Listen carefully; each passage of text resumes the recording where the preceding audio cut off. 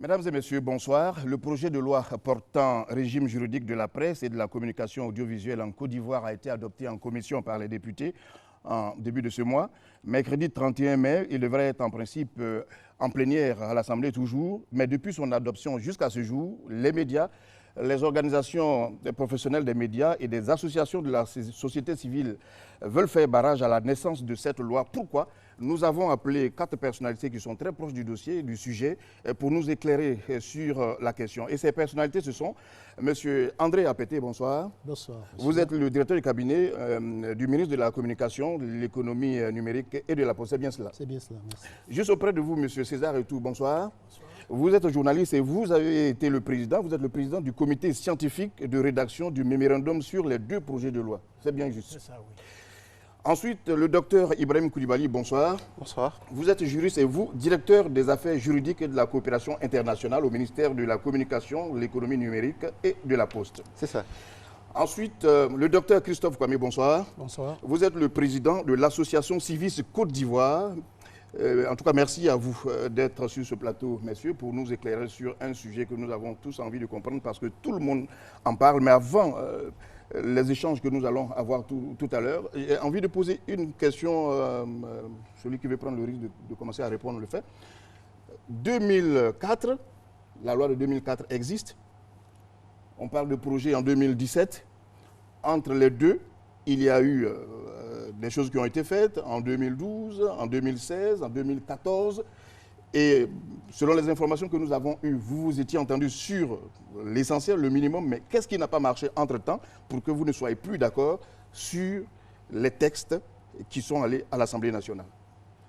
Alors, peut-être que c'est Monsieur moi qui César et tout. Oui, c'est moi qui vais répondre à cela parce que j'ai participé effectivement à tous les travaux, à tous les séminaires,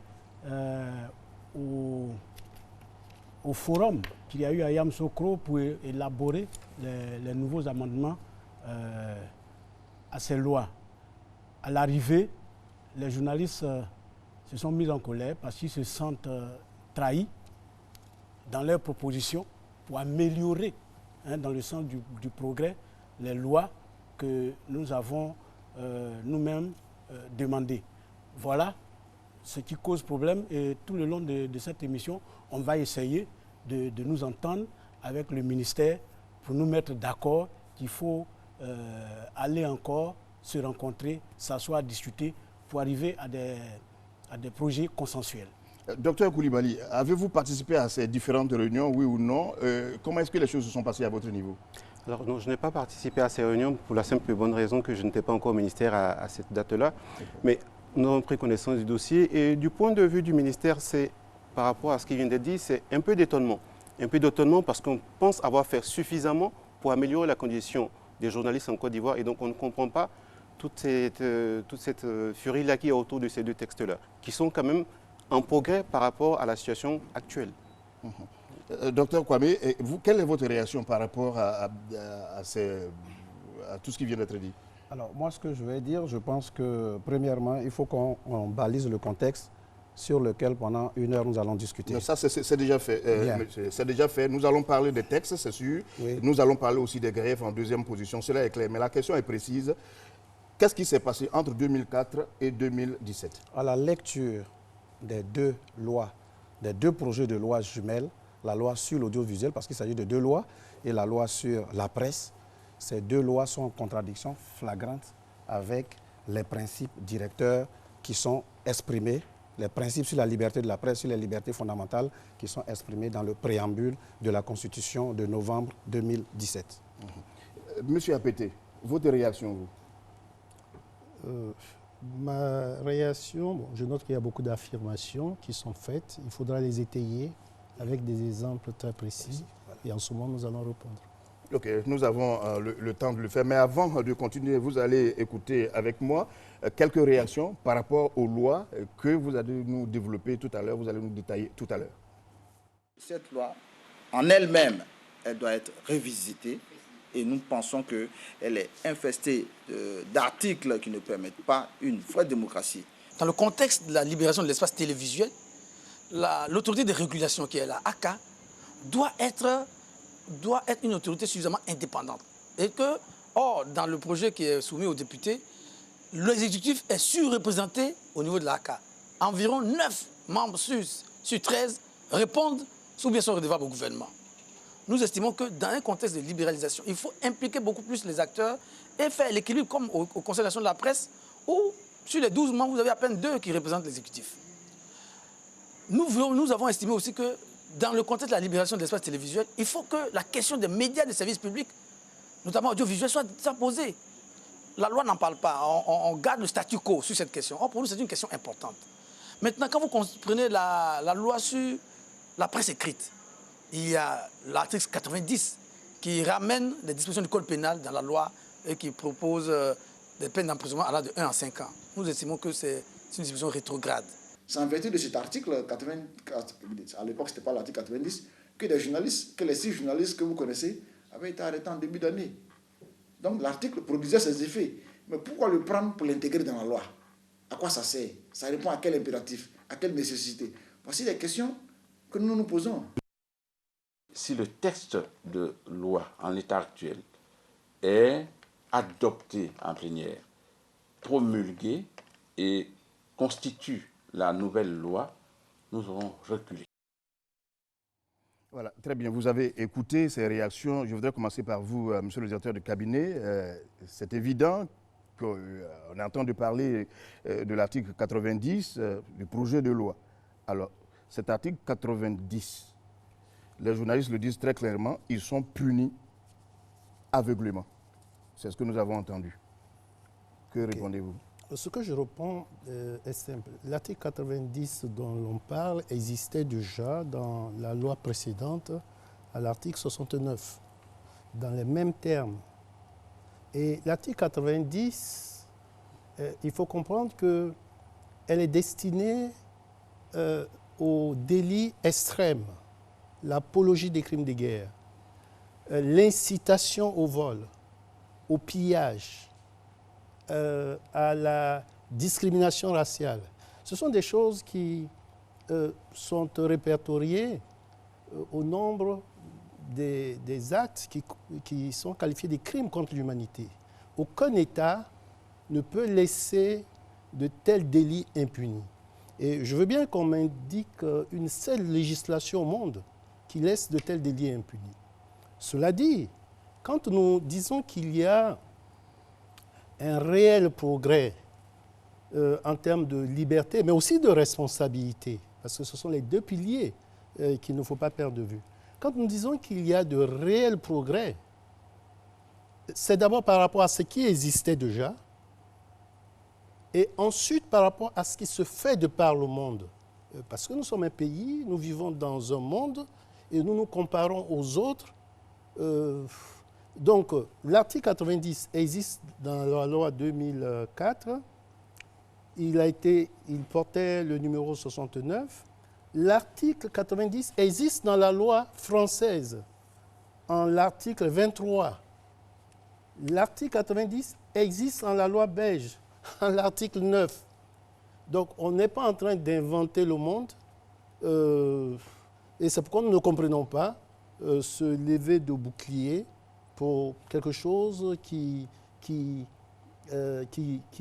s'adresse à des délits d'une extrême gravité qui ne sont pas le fait de journalistes ordinaires et qui existent dans nos lois et qui existent dans les lois à travers le monde. Très bien. Monsieur César Etou, il a dit, on n'invente rien du tout, mais lorsque vous regardez effectivement l'article 90 de ce projet, et vous jetez un œil sur les articles 68 et 69 de la loi de 2004, en tout cas, si ce n'est pas la même loi, ça sent parfum tout de même. Alors, si vous savez, une loi, si vous ne connaissez pas l'esprit dans lequel elle a été élaborée, vous ne regardez que la lettre. Et c'est ce qu'aujourd'hui le ministère est en train de faire.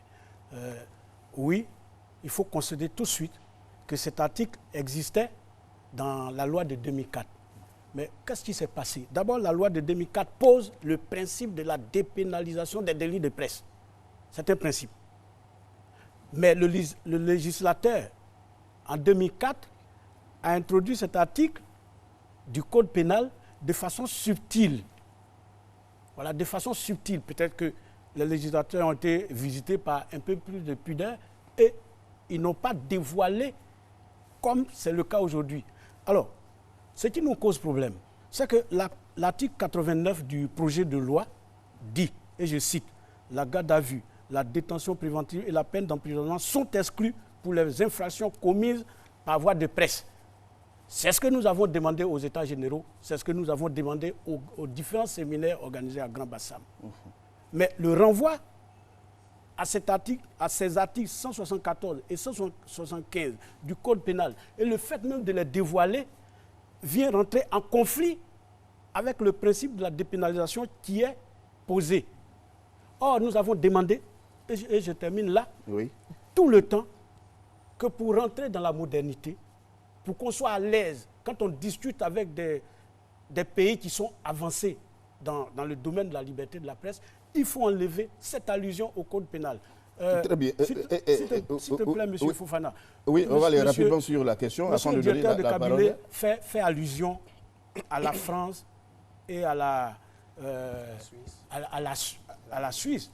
Bon, moi, je dis que la France est en 9e état en matière de liberté de la presse. Très bien. On pourra faire ce développement, M. César et tout, mais on va continuer d'abord avec l'article 90. Et là, je voudrais m'adresser au docteur Coulibaly. Docteur Coulibaly, c'est évident quand on le lit quand même, l'article 89 ancien et puis le 90 qui est dans le projet sont en contradiction lorsqu'on lit. On parle de dépénalisation d'un côté et dans le même temps, on renforce des punitions évidentes. Merci, merci vraiment. Là, on touche vraiment au cœur de la question. Et là, les choses ont vraiment besoin d'être éclaircies. Et on va les éclaircir. Alors, déjà, quand on parle de dépénalisation, de quoi parle-t-on?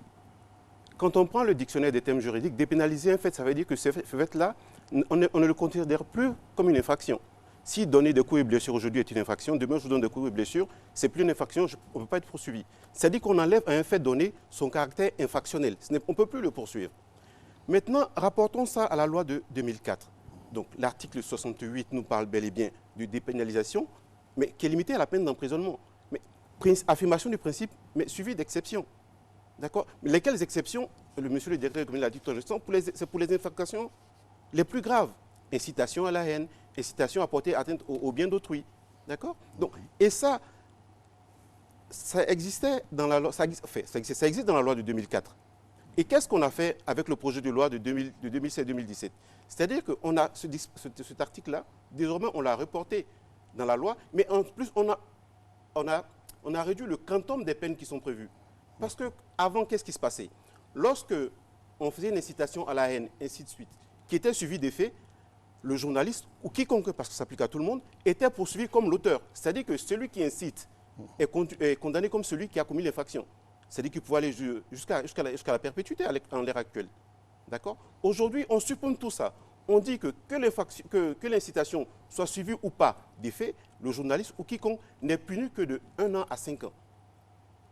C'est ça la réalité. Donc on ne peut pas dire qu'on a aggravé la situation. Vous parlez de la réduction de la peine, c'est cela? Oui, le quantum de la peine a été réduit. Maintenant, ça c'est la première chose. Deuxième chose, le principe de la dépénalisation, il n'a pas été remis en cause parce qu'en 2004, il n'y a pas de dépénalisation absolue, elle est partielle.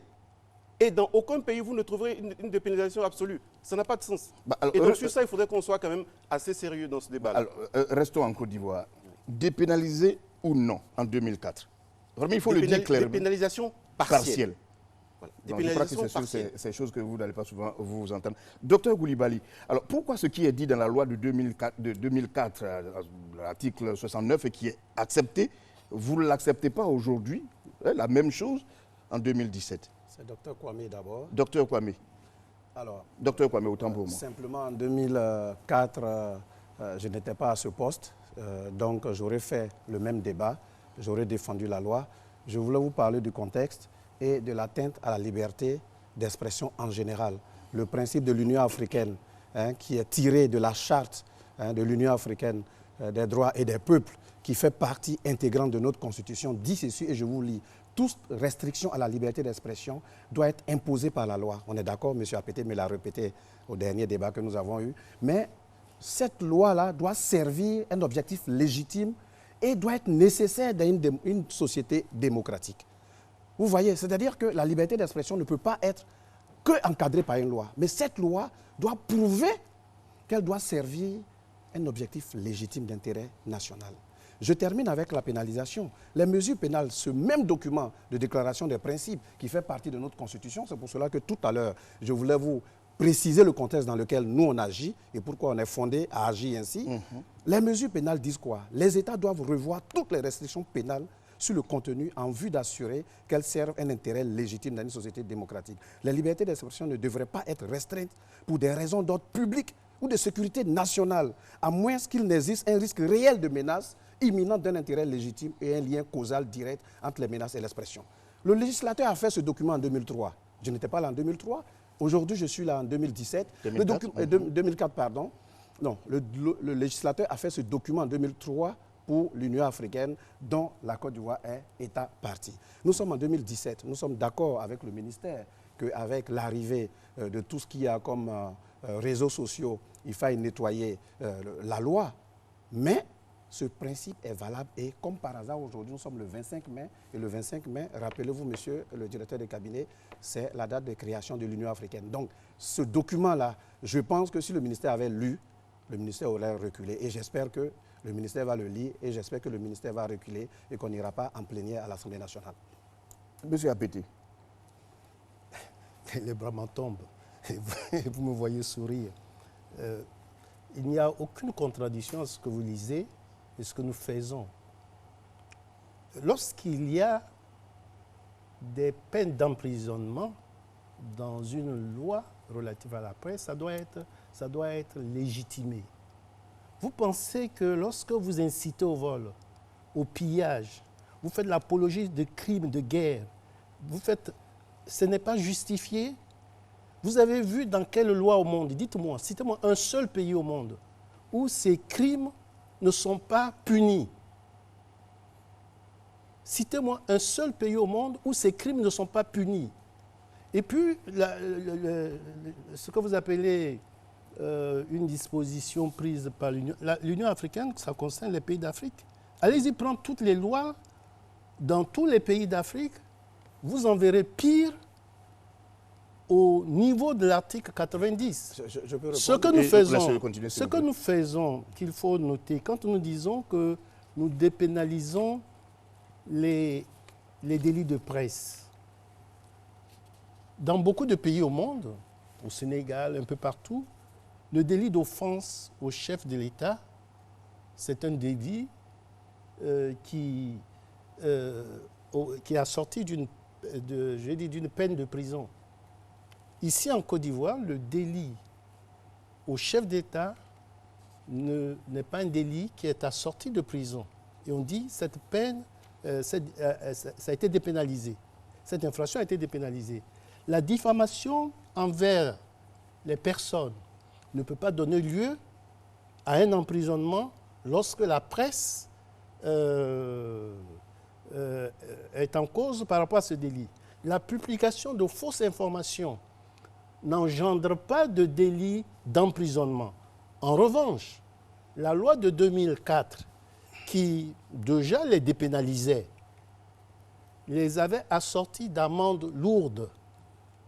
20 millions de francs CFA pour un délit d'offense au chef de l'État. Ce délit reste dépénalisé dans la loi de 2017. Mais là où l'on fait 20 millions d'amendes, ici, l'amende est limitée à 5 millions. La diffamation envers les particuliers, dans la loi de 2004, était punie d'une amende de 5 à 15 millions. Ici, dans la nouvelle loi, l'amende est limitée à 3 millions. D'accord. Vous avez atténué tout cela. Voilà. C'est ça l'esprit de la loi. C'est ça l'esprit de la loi. C'est une loi qui promeut la liberté et la responsabilité. Alors, la liberté, la responsabilité, César et tout, lorsqu'on vous écoute aussi, on a l'impression que vous voulez un blanc-seing. Des choses graves ont été dites tout de même, atteintes. Écoutez, pour le dire très clairement, lorsqu'on impute de façon méchante à une personne des faits précis, de nature à entamer son honneur, il faut tout de même qu'il y ait sanction. Monsieur César Ristou. Oui, écoutez, le code pénal existe pour réprimer les délits de ce genre.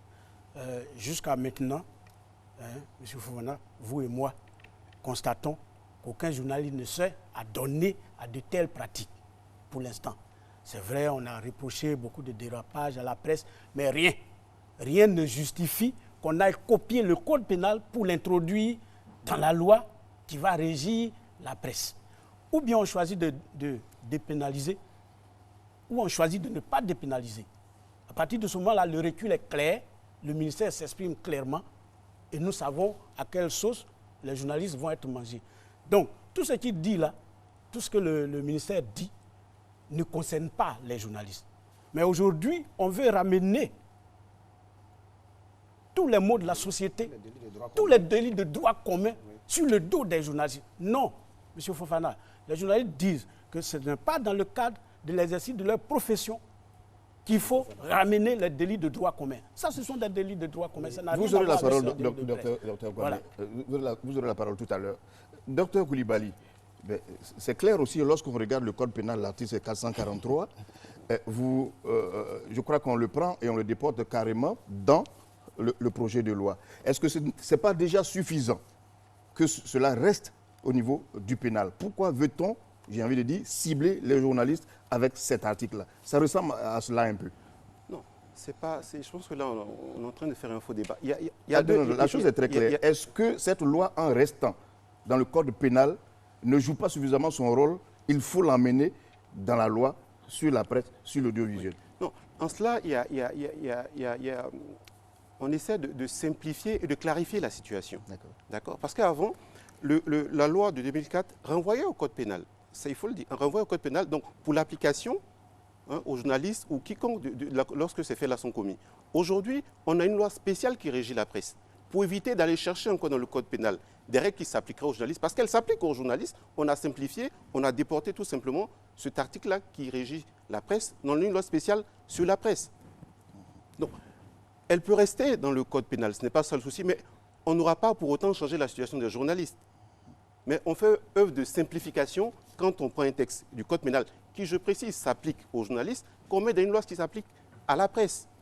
C'est aussi simple que ça. D'accord. Docteur Kwame.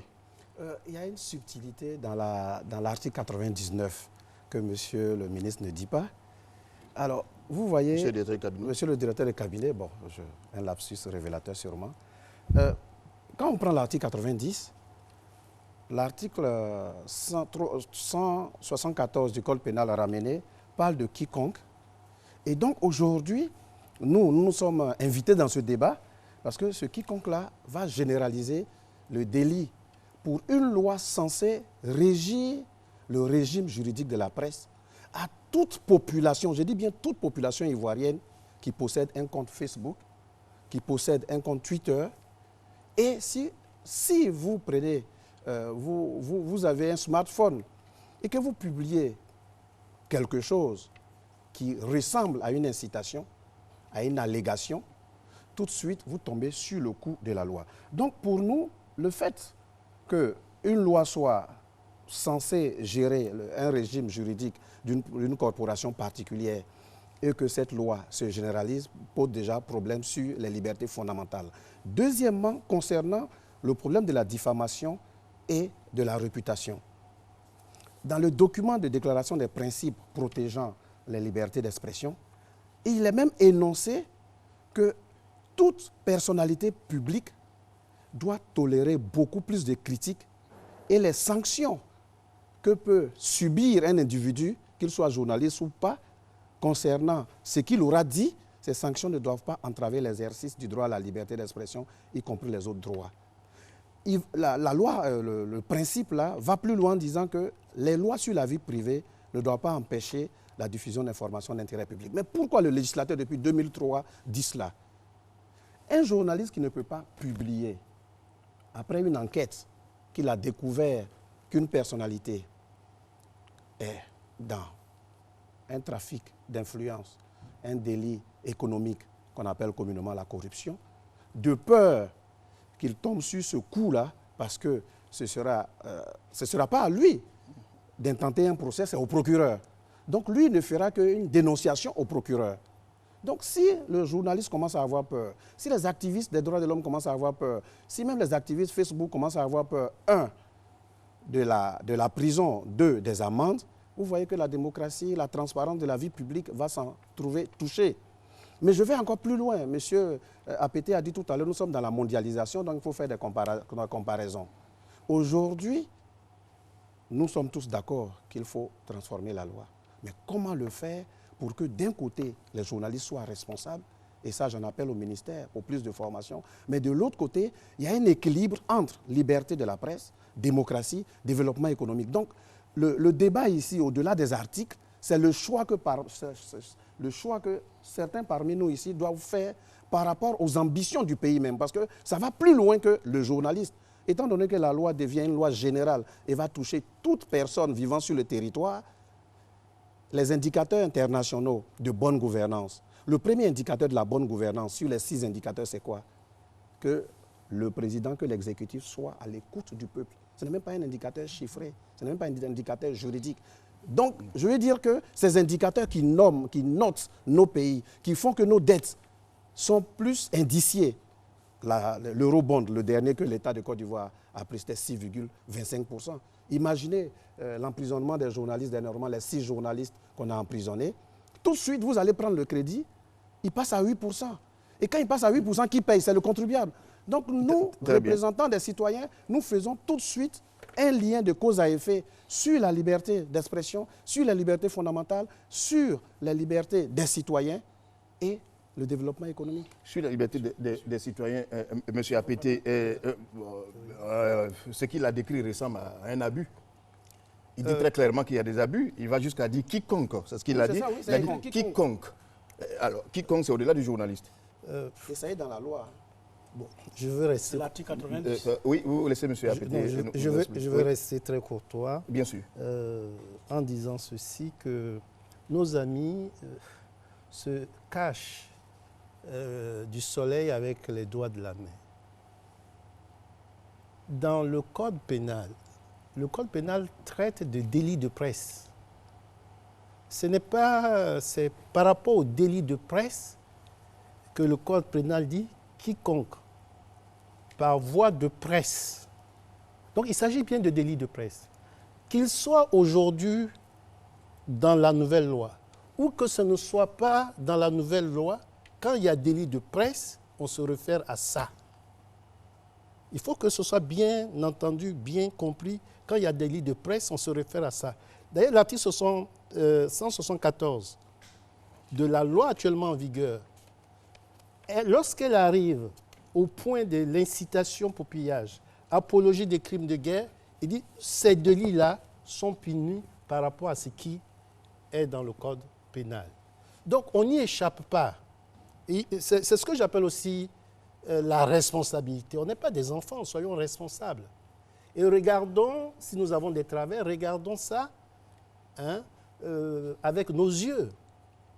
Cela étant, lorsque l'avantage que nous introduisons avec la nouvelle loi, lorsqu'on ramène ça dans le code, dans la loi sur la presse, les quantums de peine sont réduits. Si on continue de renvoyer au code pénal, c'est à l'abattoir qu'on ramène les gens. Donc, il faut qu'on ait une agilité d'esprit pour comprendre que le sens dans lequel le gouvernement veut inscrire la liberté de la presse ou tout ce qui touche à la presse est positive. C'est dans le sens de l'amélioration. Cela étant, tout à l'heure, nous avons parlé de délit de presse. Le délit de presse, il existe dans toutes les lois du monde. Par exemple, le délit d'offense au chef d'État, en France, il donne lieu à 30 millions d'amendes. Il donne lieu à 30 millions d'amendes. Ça existe dans toutes les lois. Si ici, nous ramenons les amendes de 20 millions à 5 millions maximum, j'attends qu'on nous félicite. Très bien. Voilà, j'attends qu'on nous félicite. Mais ne faisons pas d'amalgame ne faisons pas d'amalgame. La loi sur la presse, le projet de loi sur la presse apporte de l'amélioration et cela n'est pas discutable. Très Sur bien. tous les points, ce n'est pas discutable. Cela n'est pas discutable. César et tout. Oui. Votre réaction, c'est quoi? Cela n'est pas discutable. Les choses ont été dites clairement hein, par M. Apété. Vous avez compris. Vous voyez, nous avons, maintenant il est établi que le ministère veut envoyer de la pénalisation dans la dépénalisation. D'abord, ça c'est ridicule. Ou bien on dépénalise, ou on ne dépénalise pas. Donc nous sommes sur les grands principes pour l'instant. Mais il faut aller au-delà. Vous savez, ces projets-là, c'est un arsenal qui nous emmène de façon progressive vers des attentats même à la liberté de la presse. Je vais vous dire pourquoi. Parce que le monsieur le directeur de cabinet a parlé de la diffamation. Allons vite à l'article 99 pour y voir ce qu'il a écrit. Il a écrit qu'un journaliste peut être accusé de diffamation, même si ce qu'il dit ou écrit est vrai, dès lors que ces faits se rapportent à la vie privée de la personne, à une affaire qui remonte à plus de 10 années, à un fait amnistié ou proscrit. Vous comprenez? Cet article dit quoi? Tout ce que vous dites, si c'est vrai, doit être effacé de votre mémoire au bout de 10 ans.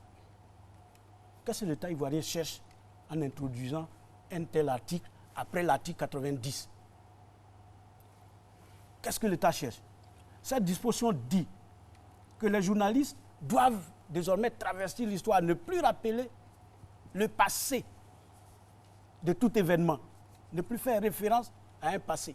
On a l'impression que le gouvernement cherche aujourd'hui à protéger une catégorie de personnes. Cette loi devient une loi donc personnelle, au lieu d'être impersonnelle. On cherche à protéger des gens. Cette loi ne nous dit pas, cette disposition ne nous dit pas clairement où commence par exemple la vie privée d'une personnalité publique, où est-ce que cette vie privée s'arrête. Voilà, oui, à partir de l'article 90, voilà où on nous amène, petit à petit. Mais sur l'article 90, le terme quiconque, parce qu'il faut faire très attention, parce que nous, journalistes, nous y faisons attention. C'est-à-dire qu'aujourd'hui, nos sources et nous sommes menacés au même titre.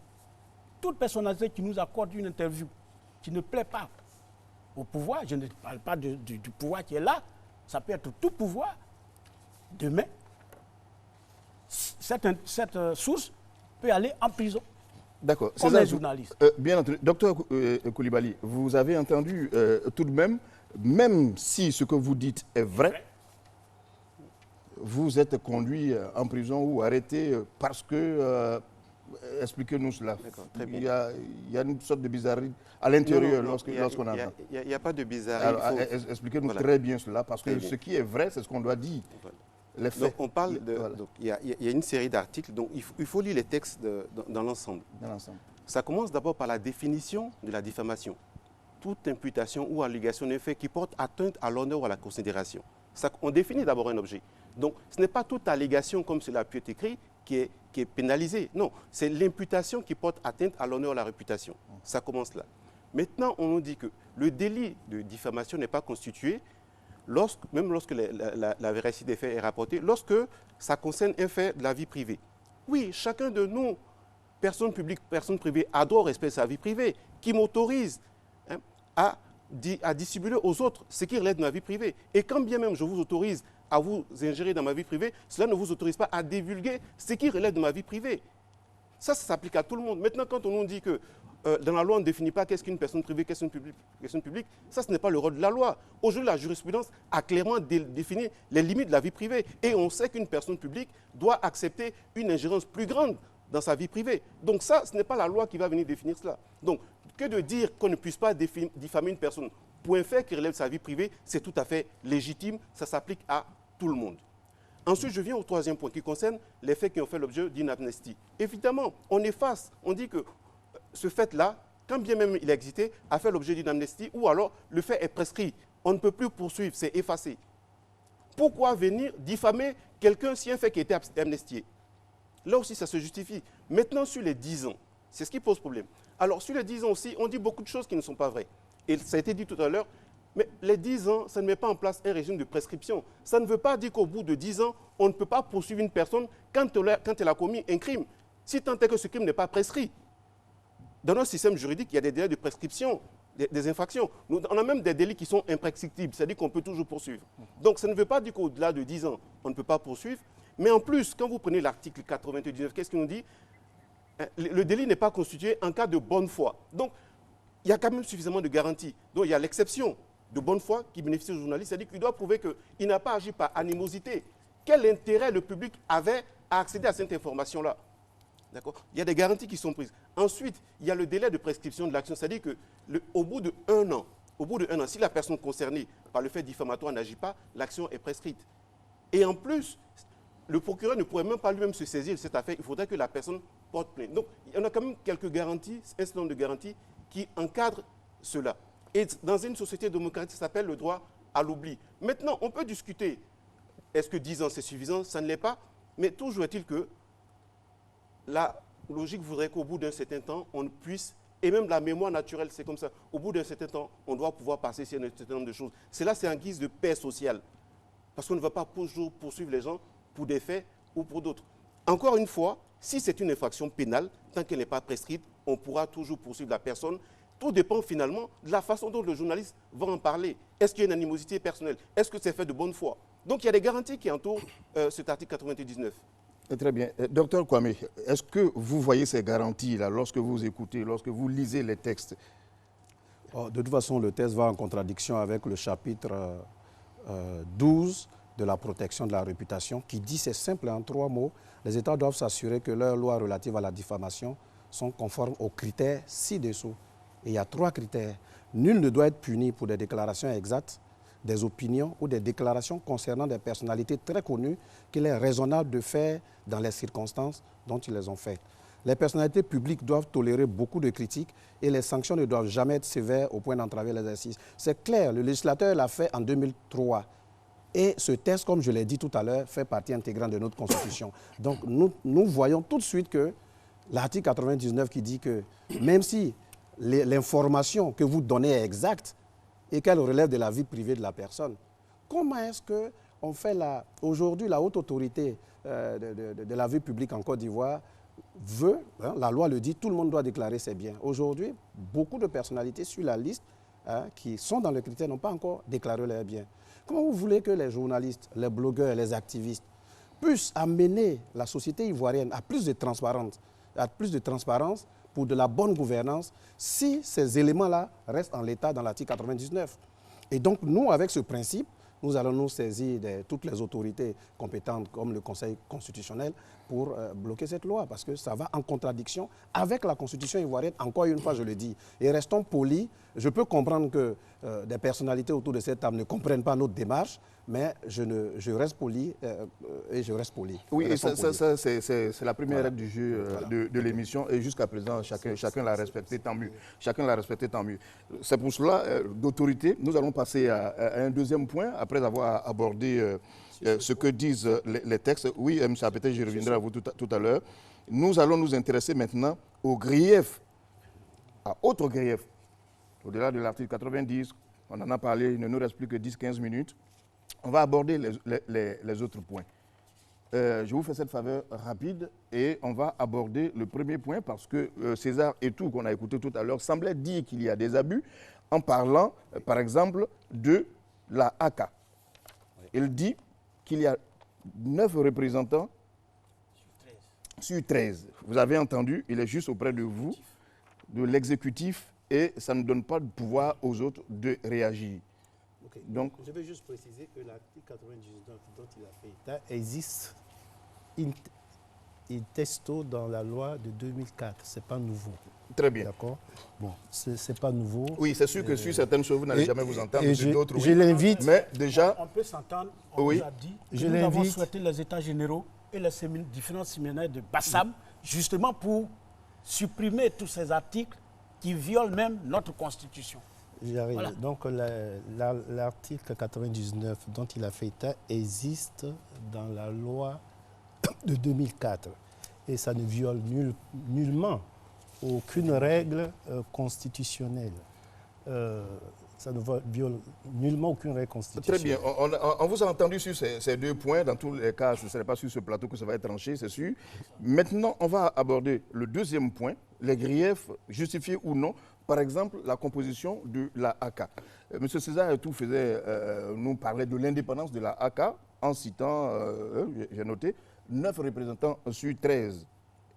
Alors, l'explication... La AK, qui est une autorité administrative... La AK comme CNP ou le CNP, qui est une autorité administrative, n'est pas une association de journalistes.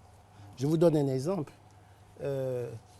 L'ARTCI, qui régule le secteur des télécommunications, en son sein, il n'y a qu'une seule personne sur 7 qui est du milieu des télécommunications. Une autorité administrative, c'est un juge qu'on établit. Il ne devrait même pas, de mon point de vue, avoir des journalistes. Parce que lorsqu'on parle d'indépendance, il faut que ce soit une indépendance vis-à-vis de tout corps constitué. Et lorsque vous regardez la loi ou même les tests qui organisent la AK, les tests renferment des dispositions qui permettent aux membres d'être indépendants. Par exemple, vous êtes nommé pour une fois et lorsque vous êtes nommé, votre mandat ne peut pas être renouvelé. Donc vous ne travaillez pas pour une autorité dont vous attendez une rétribution de quelque manière que ce soit. Donc ce sont des autorités administratives, il faut bien qu'on le comprenne très bien, hein. Ce sont des autorités administratives, ce n'est pas des organismes d'associations, etc. Et leur indépendance n'est pas conférée par la nature ou la qualité des gens qui y sont. Donc les arguments qui ont été avancés jusqu'à présent ne vous convainquent pas? Il y a 3 journalistes, pour moi c'est largement suffisant pour refléter l'opinion des journalistes dans le cadre d'une instance qui est appelée à être totalement indépendant à l'égard, alors cette fois-ci je dis de quiconque. Alors César Etou, c'est clair, M. Apété le dit, ce n'est pas une association de journalistes. Bon, reconnaissons que M. Apété confirme que la AK a au moins 9 représentants du pouvoir. Ça, c'est un. De 2, partout où il y a les hautes autorités de la communication, nulle part dans un pays qui a institué ça, le pouvoir ne s'accapare cet instrument qui doit être un instrument indépendant. Et c'est pour ça que les journalistes ne veulent pas accepter. Ou bien vous créez une autorité dans notre domaine, une haute autorité qui est indépendante, ou bien vous créez une autorité qui ne l'est pas. Dans ce cas, vous n'avez pas besoin de mettre cela. Quand vous estimez qu'elle ne doit pas être indépendante, vous n'avez pas besoin de mettre cela dans la loi sur la presse. Le procureur fait suffisamment le travail pour l'État de Côte d'Ivoire pour que vous envoyiez des gens qui vont contrôler encore les médias. Donc ça, c'est déjà, on a la confirmation que ce texte-là doit être rediscuté. Parce que de cette façon-là, nous sommes en train de reculer. C'est ça qui est notre souci. Nous sommes en train de reculer par rapport au texte de 2004. Je vous signale qu'au Conseil national de la presse, le CNP, qui régit la presse imprimée et le numérique, l'exécutif n'a que 3 représentants. Mais voyez comment les décisions du Conseil national de la presse sont contestées. Voyez comment ces décisions sont contestées. Alors, à plus forte raison, une structure qui est chargée, qui est supposée être indépendante, qui a jusqu'à 9 représentants du pouvoir, mais très bien, l'indépendance est partie. Or, nous, journalistes, nous voulons que non seulement ces structures-là doivent être indépendantes, mais la nomination, et je vous le dis, à la tête des médias de services publics comme la télévision, la radio, AIP, doit se faire de façon indépendante pour que vous puissiez travailler tranquillement, en toute responsabilité. Docteur Koulibaly, et sur la question de l'indépendance de la AK, du CNP, quelle est votre réaction? César Etou, dans son développement nous dit très clairement qu'il n'y a pas d'équilibre en ce qui concerne la participation des uns des autres. Alors, là aussi, je pense qu'il y a des arbitrages à faire. Il y a des arbitrages à faire. Lorsqu'on a débattu du projet de loi en commission de l'Assemblée, la commission sociale et culturelle, on demanderait, il souhaiterait que le président de l'Assemblée nationale puisse lui-même désigner quelqu'un. Mais à ce compte-là, finalement, on va désigner tout le monde à la carte, parce que chaque corps constitué voudrait un représentant. D'accord? Donc, à un moment donné, il faut savoir mettre des limites. Maintenant, pour les personnes qui sont désignées, je vous prends juste le premier exemple concernant le représentant du président de la République. C'est un professionnel journaliste. Donc, quand on prend la liste, ce sont des personnes quand même qui ont le profil de professionnels du journalisme. Donc, on ne peut pas dire à ce moment-là que les journalistes sont sous-représentés au sein de la ACA. D'accord? Ce n'est pas vrai. C'est des gens qui ont choisi en fonction d'un profil. Oui. Nous ne parlons pas de gens, on parle d'équilibre. Excusez-moi, vous laissez M. Koulibaly terminer, vous aurez tout le temps de réagir par la suite. Oui, M. Dr Koulibaly. Non, j'en ai fini. C'est tout simplement ça. C'est-à-dire que quand bien sûr les personnes qui sont désignées au sein de la ACA sont désignées par rapport à un profil, notamment, je prends que celui-là, le représentant du président, c'est un professionnel journaliste. D'accord? Donc quand bien même... oui, c'est ça tout simplement. Les personnes qu'on désigne à l'ACA, ce sont des personnes qui ont le profil de journaliste. Et donc du coup, on ne peut plus parler de déséquilibre. On ne choisit pas une personne comme ça qu'on veut. C'est quelqu'un qui a le profil de journaliste professionnel. Très bien. Docteur Kwame, vous aurez le temps. Il faut qu'on précise les choses. Le président de la République n'a pas qu'un représentant. Le gouvernement n'a pas qu'un représentant à la ACA. Ce sont des personnes qui sont choisies par rapport à un profil. Le pouvoir a 6 représentants à la ACA déjà. 6. Très bien. On va laisser la parole au docteur Kwame. Très bien, on vous a entendu les deux. Docteur Kwame. En fait, quelle est la fonction des organes de régulation de radio, télévision et de télécommunications? C'est d'aider une république, et nous sommes en république, aider une république à la promotion de la démocratie, à la bonne gouvernance, à l'état de droit et au développement durable. Donc, dans ces conditions-là, premier critère, indépendance, non-ingérence, non-inféodé à un parti politique. Deuxième critère, transparence dans la procédure de nomination des membres. Et cette transparence-là doit être ouverte à d'autres corps de métier. Et puis, cette autorité-là doit rendre compte, comme toute autorité, dans l'État. Donc, à l'état actuel des choses, vu la composition, je ne sais pas, je ne suis pas proche de ce dossier, donc je ne peux pas dire quels sont les critères de transparence par rapport aux nominations des membres. Mais par contre, la composition, elle est claire là, elle fait un déséquilibre entre les professionnels et le reste. Maintenant, peut-être que je vais être d'accord sur ce sujet avec lui. Si le professionnel, même s'il est désigné par rapport au président de la République et que ce professionnel fait son travail, je pense que ça ne doit pas poser de problème. Par contre, la partie de l'indépendance, la partie de l'ingérence et la partie du contrôle politique fait qu'il faut en amont que la façon de nommer ces personnes-là soit de manière transparente, que tout le monde soit informé, que tout le monde soit d'accord d'abord. Et cela doit se faire avec toutes les parties prenantes. Et je reviens dessus, toutes les autorités, toutes les structures de nature administrative ont un but d'intérêt national. Elles ne sont pas des associations, mais leur objet, c'est l'intérêt national. Et à ce titre, les citoyens qui payent les impôts, les citoyens qui votent le président de la République ont plusieurs mots, pas un seul mot, ont plusieurs mots à dire. Voilà ce que je disais. Monsieur Apété. Moi, je dirais que qui, puisque l'État est en charge de l'intérêt général, là, nous parlons d'organes qui sont des démembrements de l'État, qui réalisent ce que ailleurs l'État fait lui-même. Et je viens de dire tout à l'heure, ce n'est pas des associations professionnelles. L'ACA aujourd'hui existe dans la composition qui est dans le nouveau projet de loi. Pourtant, elle prend des mesures, elle prend des dispositions. Qu'on me cite une seule disposition prise par la ACA et qui a porté préjudice à un journaliste. La composition n'a pas changé. Ce sont des autorités administratives, émanations de l'État. Ce sont des autorités administratives, émanations de l'État. Même quand vous prenez les juges, ils sont nommés par le président de la République. C'est le seul à qui le suffrage universel a donné compétence pour faire un certain nombre de choses. Qu'on soit d'accord d'y associer X, Y pour bien faire les choses, c'est pour avoir une lecture en l'espèce des journalistes, qu'on met des journalistes.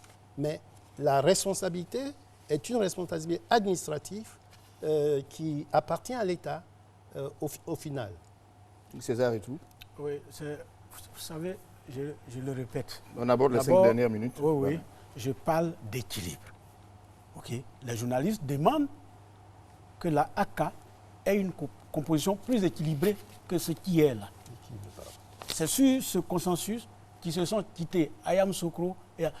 Pourquoi vous voulez que des gens qui sont extérieurs à la profession viennent toujours juger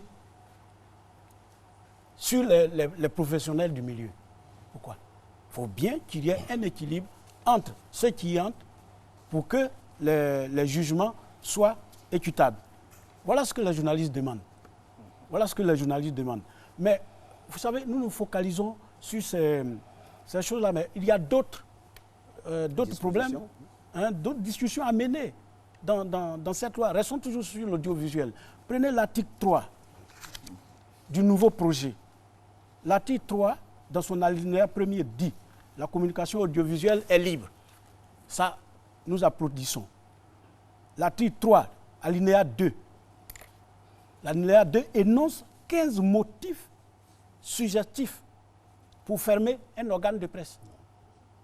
15. Et dans des expressions fourre-tout du genre atteinte à la souveraineté nationale, oui, violation du secret d'État, atteinte à la défense nationale, atteinte à la liberté, non-respect des exigences de service public. Là, c'est vous qui êtes visé. Mais ce sont des choses qui sont déjà connues. Oui, qu'est-ce qu'on met dans ces thèmes-là?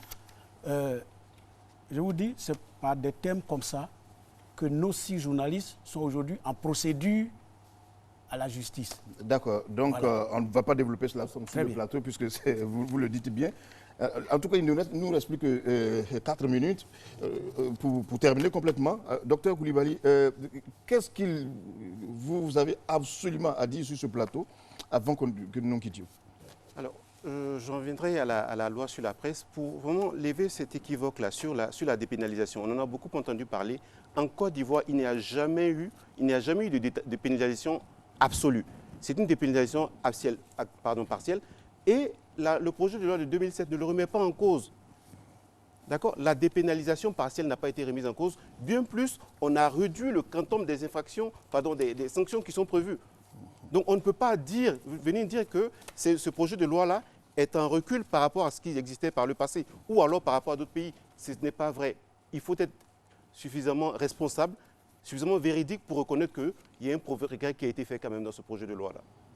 Docteur Kwabé, pour terminer.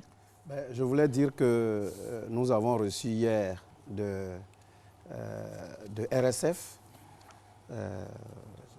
Reporters sans frontières, que le représentant spécial des Nations Unies, le nouveau, Antonio Guterres, est en train de créer un nouveau poste de représentant spécial des Nations Unies pour la sécurité des journalistes. L'affaire est grave. Aujourd'hui, si vous avez écouté RFI, il y a des blogueurs en Éthiopie qui, au nom de la loi de 2009 parlant de terrorisme, rien que des publications Facebook sont en prison. Donc nous sommes inquiets parce que dans ce que nous avons vu comme jurisprudence ici, le procureur utilise très souvent dans le cadre des journalistes comme premier accès, c'est-à-dire que premier acte envers les journalistes, la privation des libertés. Et donc aujourd'hui, Reporters sans frontières, avec plein d'ONG, plein d'associations, ont demandé à ce qu'on crée ce poste spécial pour les urgences. Et donc c'est pour dire que l'affaire est grave et vous avez raison, on ne pourra pas terminer ce débat ici, mais nous espérons que le ministère va nous convier pour que nous déposons dans leurs mains tous ces documents-là qui sont des principes établis qui vont en violation sur les grands principes du préambule de notre Constitution. Voilà. Monsieur Apété.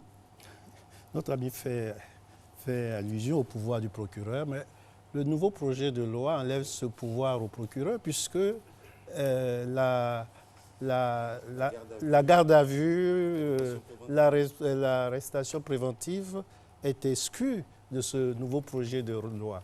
Je vous invite vraiment à le lire une fois au moins, très attentivement, pour vous en convaincre. Donc, désormais, un procureur en Côte d'Ivoire ne pourra pas, en attendant de faire une enquête, arrêter un journaliste ou le mettre en prison. C'est le seul cadre légal qui permet cela, et cela n'existe nulle part ailleurs. Donc, je conclus en disant que ce projet de loi est vraiment novateur. Il apporte beaucoup d'améliorations au contexte que nous connaissons. Pour ce qui est de la Côte d'Ivoire, je pense que c'est un projet à soutenir qui fera des émules parce que nulle part ailleurs il n'existe aujourd'hui un tel projet.